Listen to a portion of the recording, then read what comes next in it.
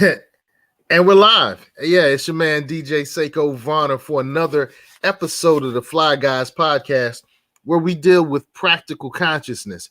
We're always finding ways to fix our problems. We're not just conscious for conscious sake. We got myself, DJ Seiko Varner, on the mix, and I have my good brother, the Crumb Snatcher. What's good, brother? How you doing? Peace and love, brother. How are you? All right, man. I can't complain, man. Things are lovely. Things are lovely. I want to give a quick disclaimer. We're not stupid. Well, I'm not stupid. All right. All right. So the term of the use black, you know, we're talking melanated, carbonated, black, Moorish, indigenous. I like the way you put that last time, so I'm trying to bite off of you.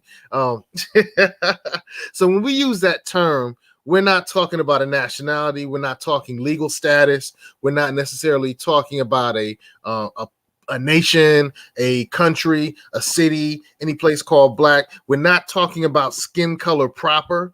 You know, all right. So we're copper skin, we're brown skin, melanated. You know, when we use the term America, we could talk about Turtle Island. We might just use the word America. You know, if we use the term African American, we're not thinking that we're stupid and bi-coastal, although you can have dual citizenship.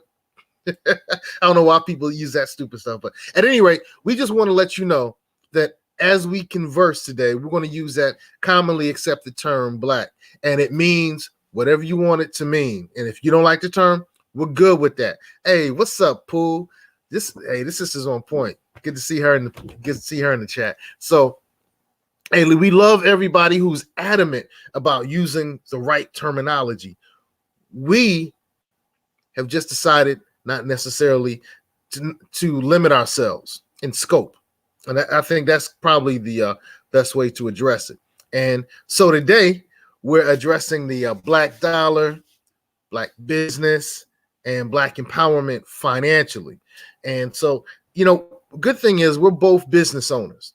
Crumb's a business owner. Salute to Crumb TV.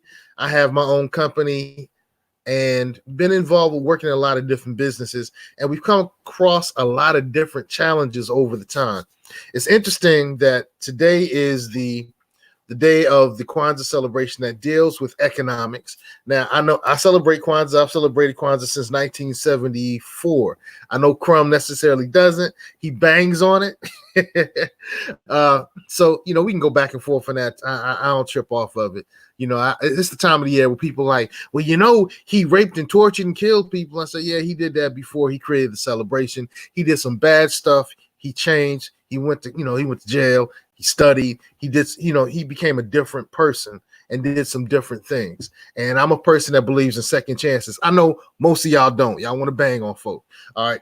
Also, you know, people coming in, it's made up. It's a made up celebration. Everything was made up. Every name, every concept, every title, everything you think of, that word was made up at some point.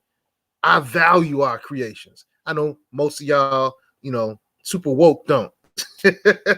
And most of people who aren't woke don't either. But all right, so that may come up today. We just want to say that if you celebrate it, we love you. If you don't celebrate it, we love you. Understood? We Gucci. All right, we're good. We in this BI. So if you're in this BI, press 1. I'm hitting the 1 button right now. Boom. All right, we in this. Yeah, people can change. Yeah. So today, speaking of change, thank you, sir. We're talking about the dollar, business, and financial empowerment. So, Crumb, did you want to say anything before we jump right into it? Let's get it, brother. I'm excited. That's all? You ain't gonna bang on this?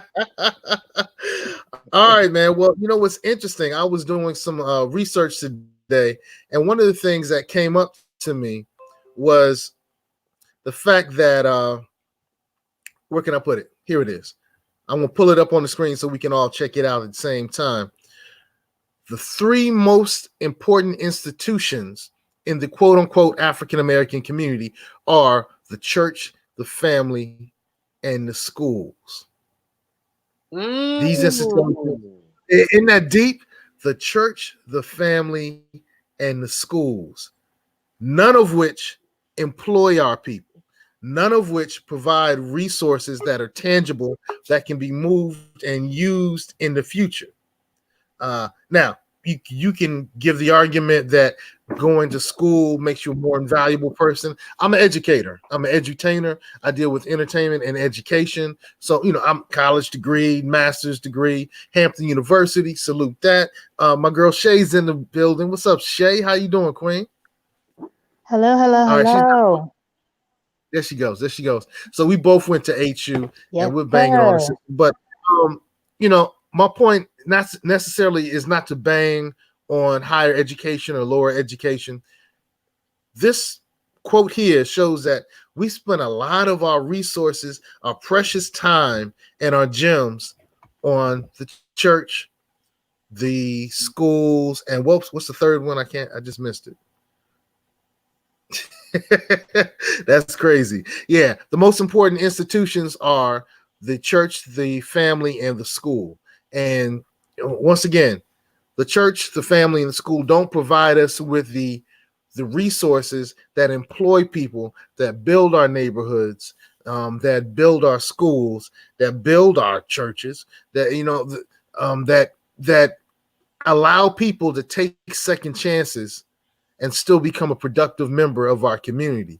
And so I thought that was kind of intriguing. Any thoughts on that, Shay? Um, I have lots of thoughts. I was actually just talking to a guy who leads a ministry today, and we were talking about some changes that are happening in one of the low income communities in Norfolk, and how churches don't really network. Like we don't have, like everybody's kind of doing their own thing. School. I mean, these are our public institutions, right? School, church, those are the places that people are going to be gathered. Mm-hmm. And schools are doing the same thing they were doing before integration. And since the Civil War. So if we're teaching the same stuff we were teaching before, and we're teaching it to everybody now because we're integrated. So there's that.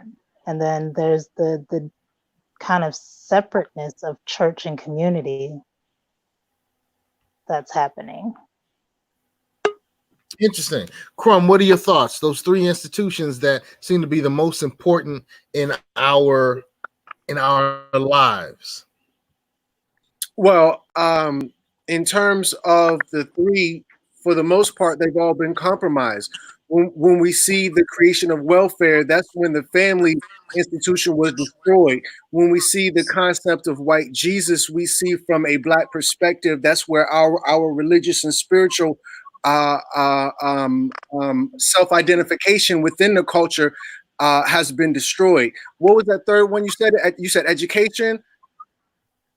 Right. It was the church, the family, and education, the schools. Oh yeah, so that's it. Church, you have an identification issue. Family, you have the welfare system, and school, you have the miseducation prisoner pipeline system. Whoo! Well, Jomo, you have a really great point there. Really great point. And speaking of great points, Blair Durham from Black Brand has joined us. What's up, Queen Blair? How you doing? I'm doing well. Thank you all for having me. Nice to see everyone. Okay, good stuff. Good stuff. All right, so I'm going to allow Blair to talk a little bit about Black Brand because that's a very important part of today's discussion because they're one of the groups that's working on creating solutions. And I know that Shays and I are both part of Black Brand. So, Blair, why don't you give a quick 30-second, soundbite about what Black Brand is, what it does?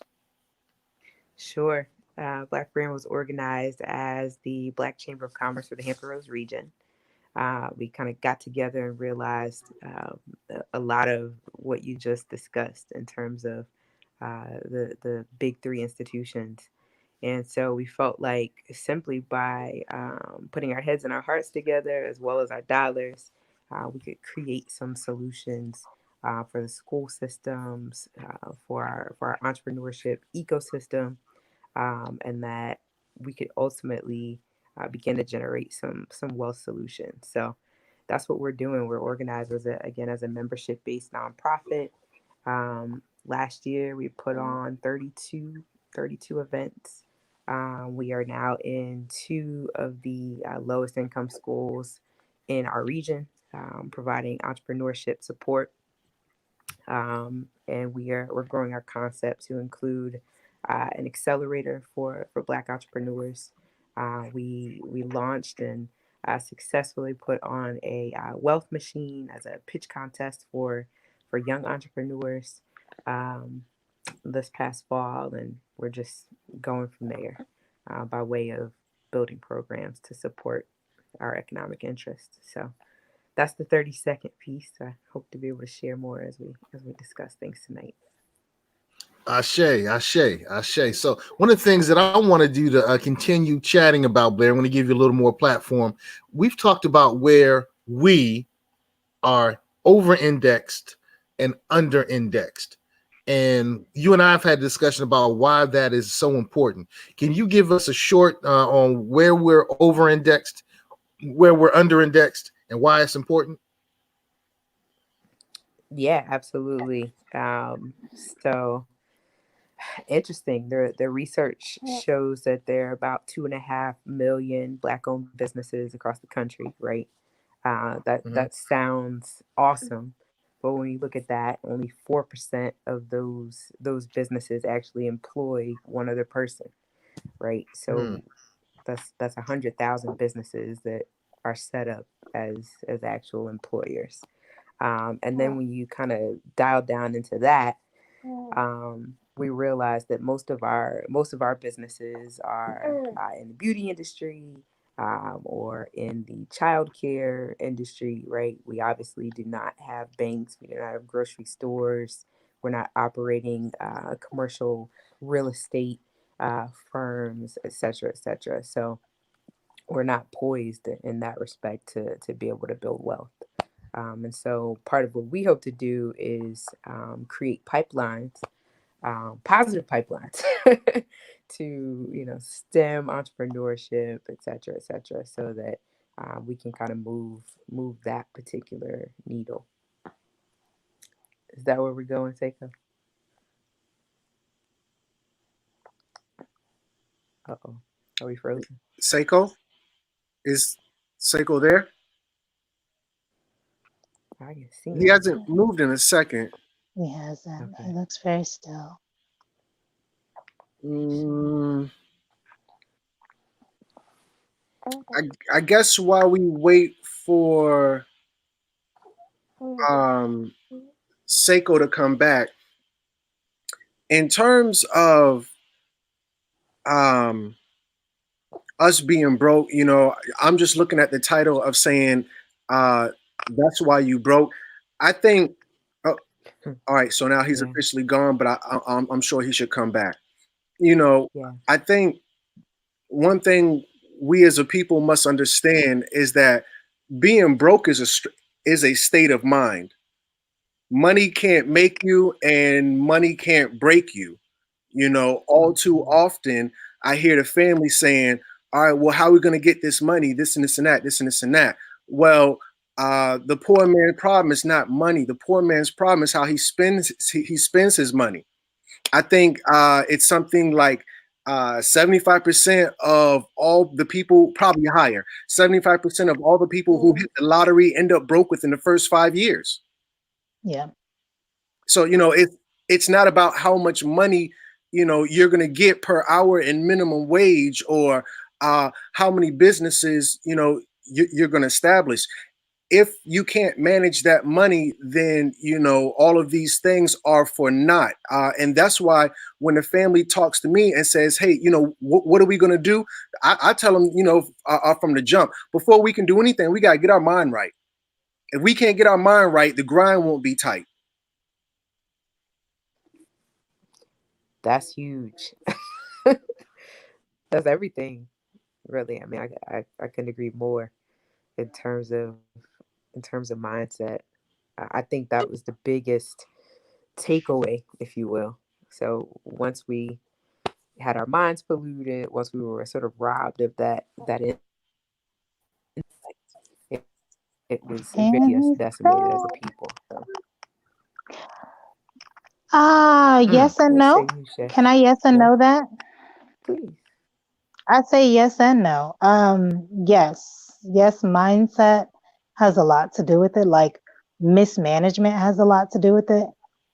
But I'm looking at um, things like cost of living versus wages, and I'm like, okay, yeah, but at the same time, currently the economic reality is it's hard to make a reasonable living. Like housing costs are a lot. And for a lot of people, they're outpacing their wages. Um, so, yes, mindset, yes, understanding that there's more than one way to skin a cat. Like, you don't have to do things. And I think a lot of the issue is we see the celebrity culture and people aspire to that instead of just trying to figure out how to be comfortable. But at the same time, I think it's really hard to save and build wealth when you don't have any extra. And a lot of people, by the time they find this out, they're already behind the eight ball. I guess Seiko can take the reins back, but if Seiko doesn't want to, I just wanted to talk about savings if we could, if unless Seiko wants to go in a different direction. No. I like the direction it's moving. I think that the concern about how can we create wealth when we aren't able to make enough to do something that will become wealthier, to grow wealth is an important point. So what were you going to say, bro? In honor of Shay, who is our resident Christian, I guess, and Seiko, there was a story in the Bible about the master who gave 3 of his servants money. He left and told the servants, in essence, to flip what he had gave them. So the first one, he had flipped, let's say, $5 to 10. The second one, he had flipped, let's say, $100 to 1,000, and then the other one, he had $1,000 and he buried it in the ground.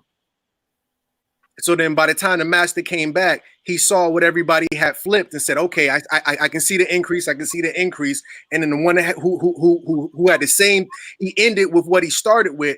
The master was like, what happened? And, he had said something to, the effect that, I don't know, scared money don't make no money. I don't know what he said, but nonetheless. He called them wicked. Okay. Yeah. In the New James, King James translation of the canonized Bible, the person who put the money in the ground was called wicked. See? So if you don't use the resources I give you and you don't grow them, you're wicked. Whoa. And I'm not talking like wicked like Ice Cube. I'm talking about devilishment. It's a sin, pretty much. That savings account. Think about that. Not to grow your money is sinful. I just don't see that savings account being a rational investment versus putting your money into something that's going to grow it. Okay, I'm just going to save 15 cents for the next 100 years. And then by the time I'm 99 on my deathbed, I can have something to where I can buy me a Sealy mattress and die peacefully. Versus, I don't know if that is the extreme. For instance, like I have a tool belt, and in that tool belt, I have a hammer, I have a screwdriver, I have a ratchet, I have scissors, and all of them are the perfect tools for the perfect situation. A savings account is a perfect tool for a very specific job. Investments are great tools for very specific jobs. Insurance is a great tool for very specific jobs. So I get that you're saying that it's bad and it's wicked, might even be sinful to only have one tool, which is, I think, the point that, when you talk about the story of the talents, that's what that brings up to me. And that's what my father and I used to talk about a lot. Also, Blair is a church head as well. So I want to salute the Queen Blair. A church head. Yeah, so wow.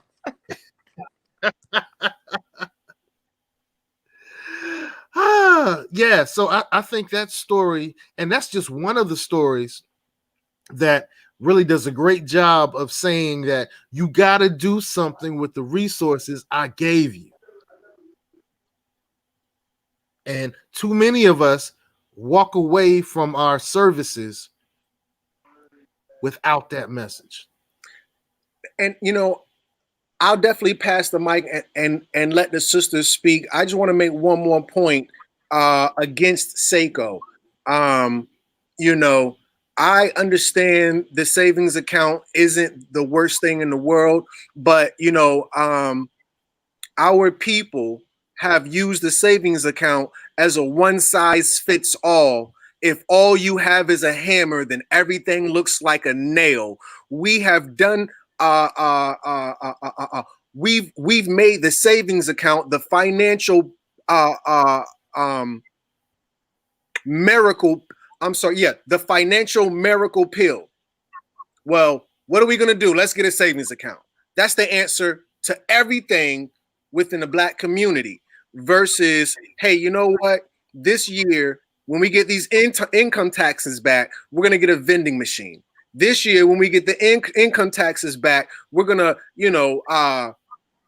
spend $500 on 24 cases of water, and flip water during the summertime, or something constructive versus buying a Honda or an Acura. It's interesting. We get our tax returns. Those who get tax returns, I don't, because I make sure my money invests. I'm not one of them. And I learned that a long time ago. Wealthy people don't get tax returns because they know what to do with their wealth. So I started following wealthy people, and they don't get tax returns. We got that tax return. It's Christmas in April, and then we bling blinging and all that silly stuff. But I'm sorry.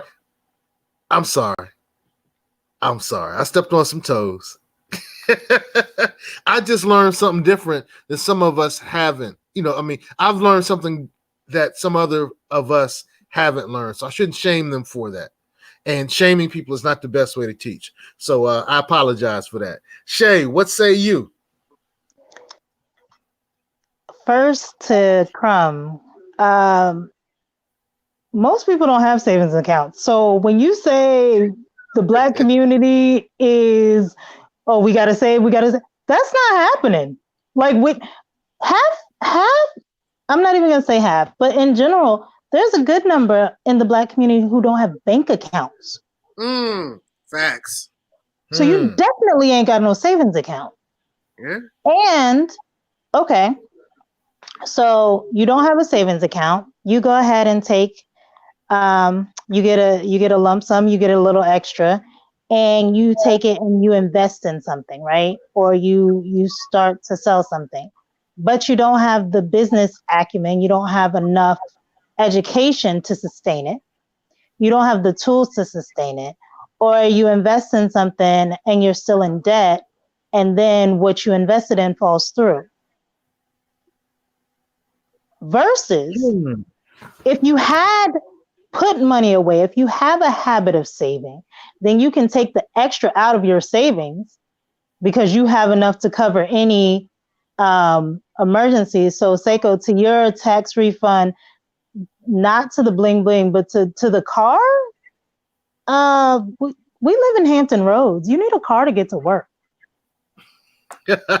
Like you can't, you can. It's hard to keep a good steady job and live in a good I'm not going to say good neighborhood, live in a upwardly mobile neighborhood.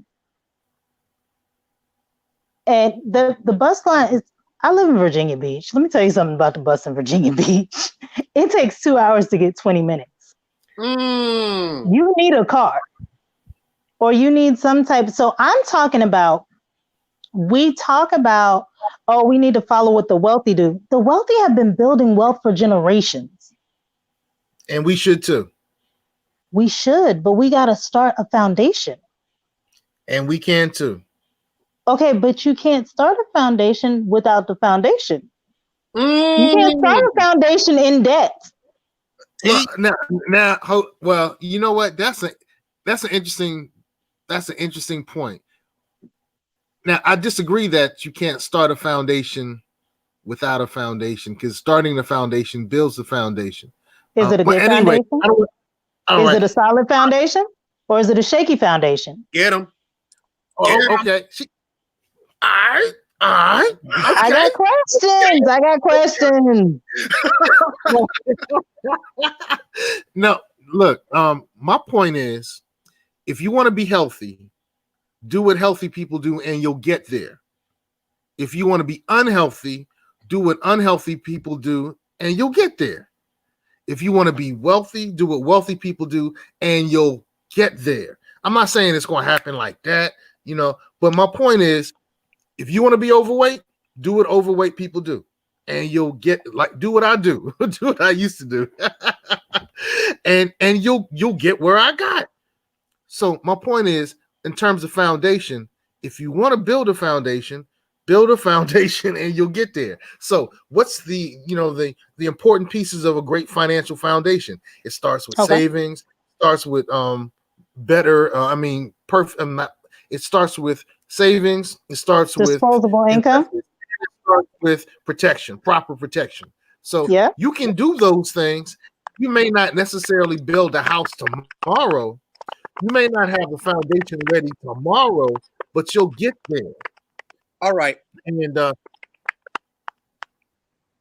I'm sorry. Go ahead. I'm ready to go against Shay. I'm ready. What? So he's back. Now, Shay, don't get me wrong. I'm number one for backing my people, supporting my people, giving us the benefit of the doubt.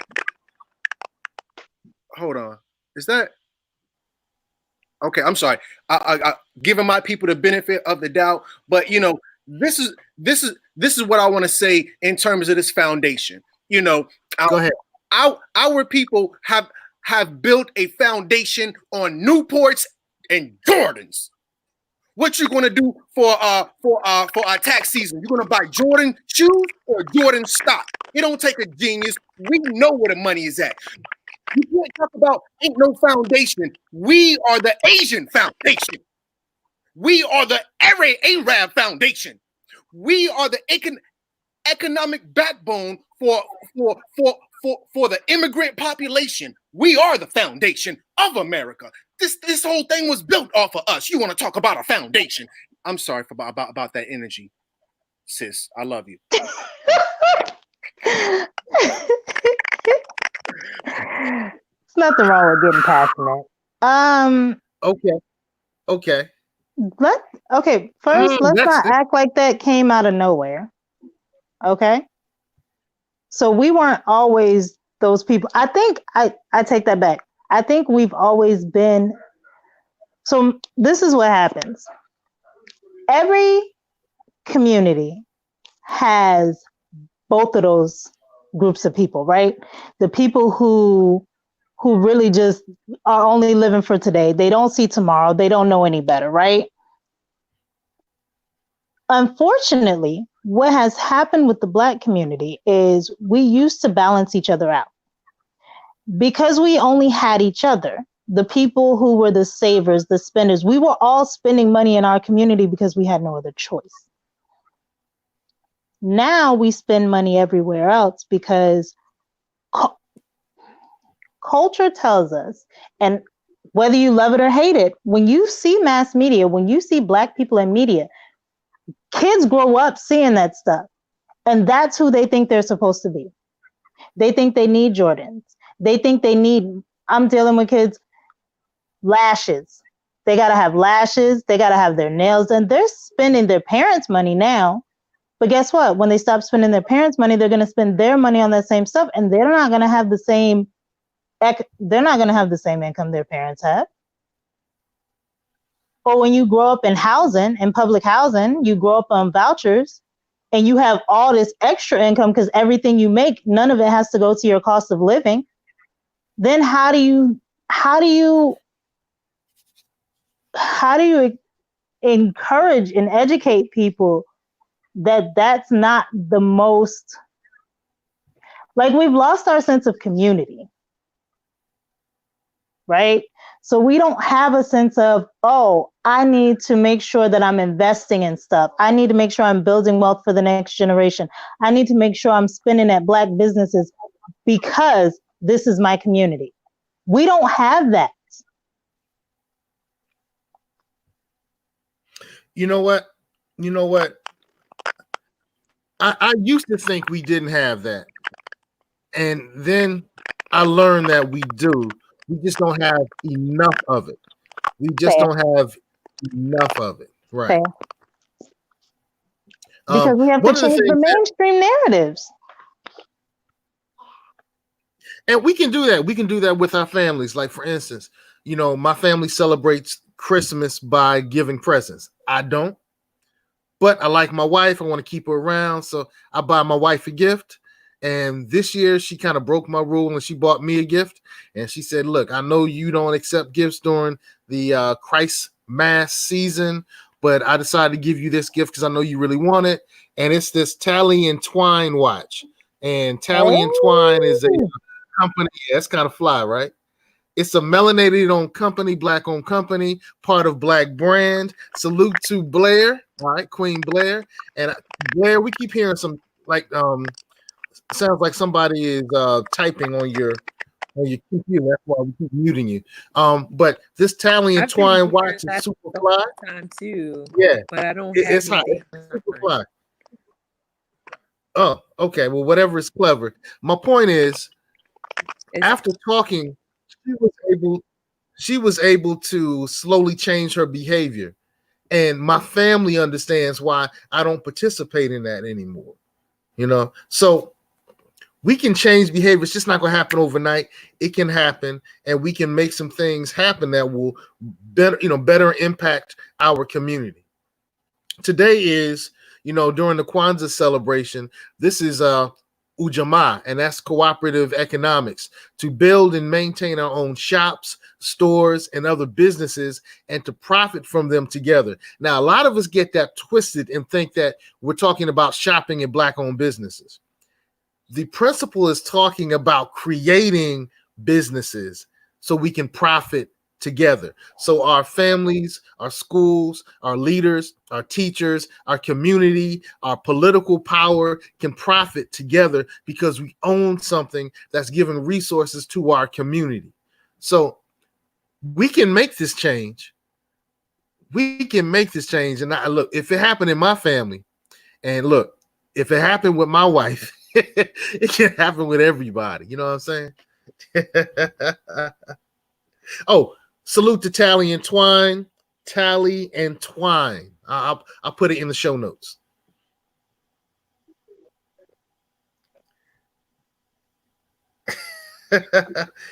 Okay. After my recent outburst, I just want to stand down. We must teach financial literacy and how to build an economy around our community. Well, we have people that are doing that. So Blair, one of the comments from Jose Sawyer, peace, Jose. I hope I said it correctly. Jose says we must teach financial literacy and how to build an economy around our community. Is that what Black Brand is doing? Are those some of the things that are happening at the lunch and learns and the conferences and the other things that are happening with Black Brand? You know, we Absolutely. want to I know, mean, is I it would happening? say, yeah, it is happening. And it is a process. I'm listening to the commentary, and I can kind of see both sides of the argument from doing this work and studying and all of this.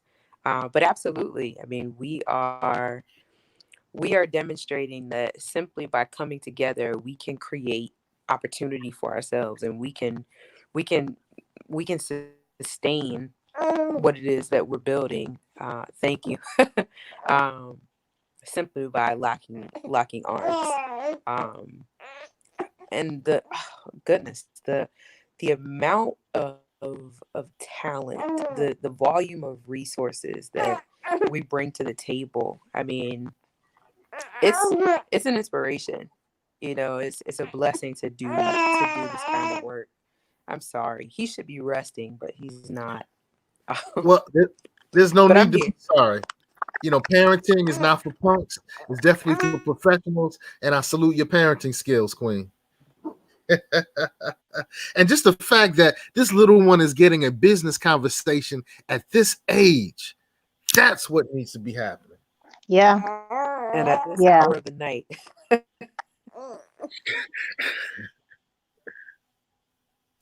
All right, so Shayu says we need to build from within before we can build on the outside of us. Do you agree with that, Shay? I do. And I want to speak to something else that I've seen in the comments. Everybody's not going to be a business owner, right? Everybody shouldn't be a business owner. Somebody has to be the employees that the business has, right? Because we want to build businesses that have employees. Blair, thank you. Because Black Brand is really working on helping people understand. So if you have a Black owned business, but half of the community is working at Walmart and Target, where's that money going? Right? Who's getting that resource? That's another type of investment. Your talent, your work, your effort is another type of investment. So yes, we need to build from within. We need to also understand, again, everybody's not meant to own a business, and that's okay. You know what? I disagree. I disagree because let's say, Shane, you and I are both teachers. We both work for Norfolk Public Schools. All right. So, but your stock holdings makes you a business owner. That's what I was going to say. When I go into the Apple store, because I have stock in that, I come from a totally different perspective. Yep. We just had an event with Dr. Frazier, and J.R. Locke was there. And J.R. Locke was saying something very similar to what I'm about to say. But he said he walked into an Apple store and his friend walked into an Apple store. His friend walked in as a consumer. He walked in as a consumer and an owner. And it's just a different power play there. Now, I'm banging for Apple because I have stock in Apple. Now, I might be a teacher during the day, and I might just hold a couple of stocks in Apple, but that makes me a business owner. That makes me an owner. What is Apple doing for the Black community? Say that again? What is Apple doing for the Black community? Oh, we're talking about two different things here. That's like apples and steaks. My point is, everybody may not run a business, but everybody can be involved in business by the proper investments. Okay, and but so you can. I would challenge even that. I'm not saying don't invest in stocks, not at all. I'm saying instead of investing in Apple, why not invest in your local businesses instead as a resource, as an investor, or invest in, okay, so one of my favorite Black-owned businesses, Garner's Garden. They do natural healthcare products. They're amazing. Great customer service. But if I'm looking at investing in stock, I'm looking at investing in them. If I'm looking at putting my money somewhere to grow, I want to put my money somewhere that I know it's going to improve my community.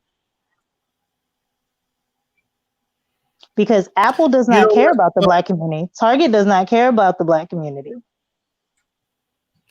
Okay, I don't disagree with you on that. I'm simply saying I disagree with the notion that we all can't be business owners involved in business, because we all can do something that's going to raise our value. And with that raised value, we can put those resources back into our own pockets, Fair into enough. our own community, into our own families. And you don't have to invest in Apple. You don't have to invest in Walmart. You can invest in your grandma's kitchen, which is down there, where you can go ahead and get a little bit of your money. You can take 20, 50. Somebody talked about $15. Michael Phoenix. Thank you for leaving that comment. You can take your $15, get something for grandma to use to cook something with, flip those cookies and make a profit. So now grandma's not living hand to mouth. That's one way you can invest. And hey, now you're a business owner, because now she's going to cook for you for free, so you don't have to spend so much money on bad fast food when you go to work. My point is, all of us can find things that we can invest our resources in that will make our community better. So when we say stuff like all of us aren't, set up for business, I think that we're really looking at it from a very limited standpoint, and that limited standpoint has led, and not necessarily not led. That limited standpoint has really helped us to be in the situation that we're in. Crum has something to say, but I just want to say that I agree with you, Seiko. I'm talking about running a business itself. You're talking about being business minded, and I agree that we all need to be business minded, because then you stop asking your friend, can I get a discount on, because you understand the work that has to go into what they're doing. You understand that they have to pay expenses. And so you're like, not can I get a discount? Can I get 2 of those so I can get my friend put on too, so they can find out how fly you are? So yeah, we all need to be business minded, and we all need to be maximizing our wealth. You have that's a really good point. So look, if you own a business or you have a friend that owns a business, stop asking for discounts. And if you own a business, don't give discounts to your family and your friends. You might want to give them upgrades, but you don't have to give them discounts, because we need those resources to stay so we can do some great things. But that's just one of the things that business minded, we talked at the very beginning of the podcast that, in the quote unquote Black community, the most important institutions were the church, the family, and the schools. And so now we're showing some strategies that can be used in the churches, the families, and the schools, so we can make sure that business is one of the most valuable institutions in our community. We gotta come up with some solutions. Black Right brand. now, And what were you saying? I was just saying, right now, I'm thinking about it. None of those institutions, by and large, are teaching business.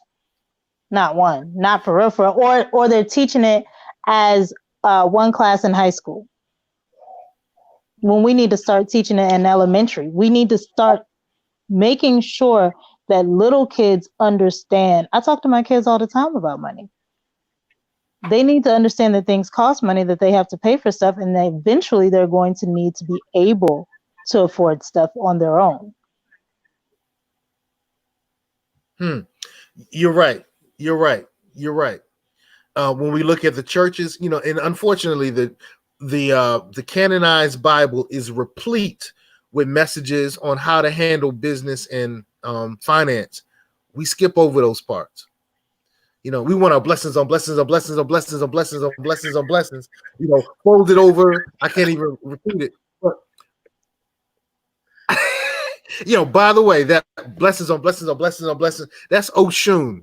Check out Oshun, Oshun. Them sisters on top of things. I love that music. There are so many other things that we can teach that are right there in the canonized Bible. For those of us who are Christians, we can use that canonized Bible to improve our situation. And so go to your pastor and say, hey, pastor, talk to us more about these paragraphs, these passages that talk about how we need to handle our business, handle our finances, one point in the Bible, and I can't quote, and I know my father's looking down on me like, man, you messed up. But there's a passage that talks about how you need to have multiple streams of income, because you know not when there's going to be a famine or a feast or a famine, something like that. I can't quote it. You'll find it if you Google it. But my point is, if I didn't find that in my financial studies, I didn't hear that from the pastors that I used to listen to when I went to church. I didn't. I'm not sure if you're getting it, Shay. I'm at a church where I am, but I've been at churches where they don't. Okay. Yeah. I've been to two churches where that's not the case. Yeah. Oh man. Reese's Pieces. Reese's Pieces says, man, that was a great point. Let's go back to what Reese's Pieces said. Can you bring that quote back up? That yes, we have to change our perceptions of what work and business, I'm going to say are. He said is. I can work as a janitor and provide the same service as a janitorial company. Yes, that's absolutely true. If you're in education, then education is your business. And I was told by I was telling the teacher the other day, I said, yeah, when I finish this contract, I'm going to move on. She said, contract? You're a teacher. You're not a contractor. I said, did you sign a contract? She said, yeah. Does your contract spell out what is expected of you and how much you're going to get paid and what other benefits you're going to get? She said, yeah, you're a contractor. You're in business. Act like it. And, she didn't like what I said. So she said some words that I'm not going to say right here. She called me a smart blank. That was great. Absolutely. I think. What did you say, Blair? That was great inspiration. I think we need to bring some sort of class that teaches legalese, because I think that we don't necessarily understand that we are business entities, whether we choose to operate as such or not. Right. I think that's part of the issue here when I'm listening to you two going back and forth, you and Shay. I'm thinking, man, no, we really are businesses. We just don't know it. And what would that mean for us if we understood the contract, the agreement that we've all signed by virtue of, housing and SSN and so forth? I'm just inspired. That's all. Keep talking. Ashe. Yeah, there's so much that we can do with our resources and what we're already being employed for. And these are businesses. And so I'm glad you put it that way. And I'm glad I said it to her, even though she fussed me and cussed me out. It's a lot that we need to be doing. And I know we're not going to be able to fix everything in this podcast tonight, but hopefully we're sparking some brain cells and sparking some people to think. People love you, Shay. I ain't getting the love the Shay's getting. Yo, they love you, Shay. They almost love you as much as Chrome. I appreciate Shay. Yeah, good stuff. So what are some other solutions that we can bring to the table? I would say racism. You were saying earlier, ask your preacher this, ask your preacher that. Shoot, the preacher, the main one, messing up the church's money. You ask the preacher. That's, I got a Bible verse for that one. The blind leading the blind. But if y'all want a real solution, in terms of Black economics, we're going to have to deal with racism. Let's stop spending our money with the Arab. Let's stop spending our money with the Jew. Stop spending our money with the Asian. We know that the Black dollar stays in the Black community for 6 hours. I know they getting white power over there. They getting Jewish power over there. They getting Mexico power.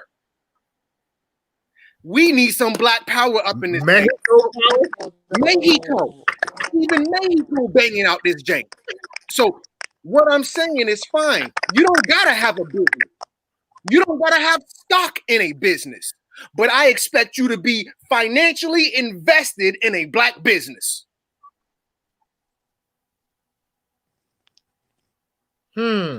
All facts. Hmm. Hmm. Hmm. I don't know if I don't know if there's a response to that. Can I respond? I just don't know if there's a response to that. Can I All respond? of us should Sorry. be financially invested in a melanated business, a black-owned business, African-American-owned business, African diasporic business. All of us should be invested. So then, I guess if that's one of the solutions, I thank you, Crumb. What's another solution that we can use? I gave mine. Shay gave hers. It's Blair's turn. I know Blair's going to say join Black Brand. She's right. She would be right. Black brand. Just really to respond to what Crumb just said, though. I mean, we thought it was that simple, that if we were invested in black-owned businesses, that would be enough. And it's I would say it's 50 to 75% of it. But in doing that further research to discover that we don't have enough to be fully invested. You know, we think about somebody like a Maggie Anderson who conducted that monumental research where she spent 1 year existing off the goods and services of the Black community. Um, Man, the real takeaway was that she had to be funded by a white institution in order to do that. It wasn't even really possible for her to do that. You don't understand what I'm saying? Like, we don't have black owned gas stations. I don't think we have one in Hampton Roads. Somebody correct me if I'm wrong. We used to. Actually, we do. I'm sorry. We do. Where? We do? We do. They aren't wholly owned by a black family, but we do. They're owned in part by a black family. Owned in part. I need to go find it. Wow. That's huge. Now I can tell you that Rodney Jordan's family used to own one that was wholly owned by a melanated family, black-owned family, and that was on 35th Street in Park Place. I used to buy my gas there when they were open, and when they closed, I had to start going to 7-Eleven. Wow, I did not know that. Wow. Right. 35th Street was sort of like Tulsa, Oklahoma, where it was a quote unquote Black Wall Street at one time. So there were black lawyers, businesses, restaurants, supermarkets. I used to buy from the Brothers of Peace supermarket. They're still there. They serve meats now. They don't do a supermarket like they used to. They just serve meats. But you know what? Okay, you're right. There are some areas where we're under indexed. And if we become more indexed in those areas, Blair, and she does a great presentation on where we're over indexed and under indexed on her podcast. So that's the solution I want to bring. If you like podcasts, you can find the Black Wall Street Today podcast with the beautiful Blair Durham, Queen Mama Blair right there. And there's a episode where it's called "We Are Over Indexed and Under Indexed," and she goes into great description like she did earlier. Earlier we gave her 30 seconds. In that podcast, I think she goes on for about 6 minutes, and she also talks about the Maggie Anderson experiment in great detail as well. So if you'd like to learn more about melanated businesses, black-owned businesses, look for the Black Wall Street Today podcast by Blair Durham, and produced by your boy, and a lot of great information there. What's another solution? Crumb, I know you got something, bro. I know he's about to come back and bang on me, or he's gonna try to anyway. I got my dukes up. What's good? Well, if I could just even kind of respond to where we were at. She said, for us, just buying black isn't enough. I want to take the family down memory lane just 40, 50 years ago. Now, if you ask someone like myself, I will tell you that Martin Luther King's efforts were in vain for the most part, exactly as he himself had confessed to Harry Belafonte when he said that he led his family, us, into a burning house and for integration. Now, with that being a part of his legacy, no, I'm not a Martin Luther King fan. However, we can't overlook some of his critical contributions. One of the most critical contributions that Martin Luther King had was the Montgomery bus boycott. Why is this important? Because Montgomery, Alabama was the 8th biggest metropolitan city that year that Martin Luther King came over there. Well, what does this mean? How many different economic streams of revenue did Montgomery have as the 8th biggest metropolitan city in America? So with that said, all he did was remove one aspect of the economy to reveal what? That the whole system is a house of cards. You remove one thing, and I don't care how big the economy is, the whole thing is going down. Family, we're gonna say, oh, well, we can't do this and we can't. They fragile as can be. Martin Luther King showed us how fragile their economy is. We have the power to speak life and speak death. If we can't survive within this economic environment, then nobody can. Let's tear this bitch down. That's the solution. Asheo. You know what's, I mean, you have a good point there, because during that bus boycott, you know, a lot of us just look at the busing part of it. But during that time, there was a big pooling of our revenue. And as Carm was just sharing, the city almost went bankrupt. The city almost went bankrupt. And you know when those laws changed? When the city almost went bankrupt. Because when that city almost went bankrupt, the state was starting to go into a depression as well, a fiscal depression. The city almost went bankrupt because we decided that we were going to look out for ourselves. We were going to look out for ourselves. And another thing, I know a lot of people, I didn't like King for a moment. I went through that phase in my consciousness too. And then I learned about the Deacons for Defense. The Deacons for Defense. Look it up, Deacons for Defense. This was a gun club that the Honorable Dr. Martin Luther King Jr.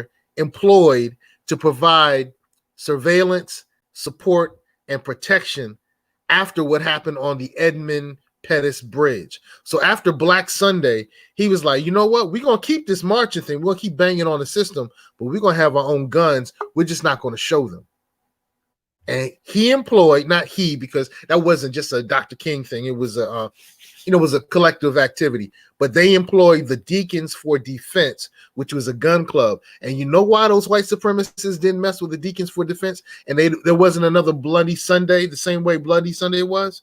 Because the Deacons of Defense had already won court cases where they shot Klans members and got away with it. So, okay, I may have switched the conversation there, but my point was the city almost went bankrupt because we pulled our finances together. And that wasn't the only place where that happened. It happened in North Carolina first. What? Follow the money, man. Follow the money, bro. The boycotts that King and Rosa Parks were all involved in that were strategized by the NAACP and other people were based on other successful financial pullouts where they said, we doing for self, y'all need to get your stuff together. And those places almost went bankrupt. So check it out. North Carolina, there was a church in North Carolina that started that process way before what happened with Dr. King and Queen Rosa Parks. May their names and their memories be a blessing to us. Wow. Shay, these folks love you. We reached the 10 o'clock hour, and I don't want to go too much longer, over an hour. We cannot deal with the multiplicity of problems and solutions and successes that we've had. But one of the things I think that Crumb just did a great job. Oh, yeah. What's up? Oh, what's up, Queen Star? Yeah, we love the Deacons. One thing that Crumb did a great job of exemplifying is that they don't have their stuff together. We always want to compare. I'm sorry, I'm speaking in absolutes, and that means you're absolutely wrong. We're not the only ones that have financial problems. We're not the only ones. So for some reason, the opposite of white supremacy is black inferiority complex. Because of the black inferiority complex that we've lived with, we think that they are the standard. And I'm not demeaning my Caucasian brothers and sisters, but they're not the standard because they have problems as well. But I mean, Shay, that's what the narrative has been. That's been the propaganda from the beginning. Our nation is built on anti-blackness because to be black is to be bad. So if to be black is to be bad, then to be white is to be right? And so that's exactly what they intended to be. And so we're still dealing with that, and a lot of people aren't aware of it. But I wanted to talk to Crumb's point because he's absolutely right. And I was thinking about Kaepernick in the NFL, right? So imagine if when Kaepernick started being blackballed, instead of everybody being like, oh, arguing about whether he was right or wrong, if every single black football player in the NFL took a knee, what were they going to do? If every single black football player in the NFL walked off the field, what were they going to do? Roll over. Exactly. They were going to do the same thing that Montgomery did for Martin Luther King. Thank you. But we're afraid of being of being too radical. We're afraid of losing out on money instead of working together. So that's my last thoughts for this. Well, Shay, you definitely dropped some beautiful thoughts, and Queen Shay, all salute to the Hamptonian Queen Shay. HIU, I love it. It was HU. I went to HIU. One of the things about Hampton that I learned when I was there is that there were times when students in its early inception, part of paying their tuition was building the buildings. Part of their tuition was learning a skill that built something, that fixed something, that repaired something, that projected something. Booker T's whole Tuskegee Institute, his whole thing was education and skill building.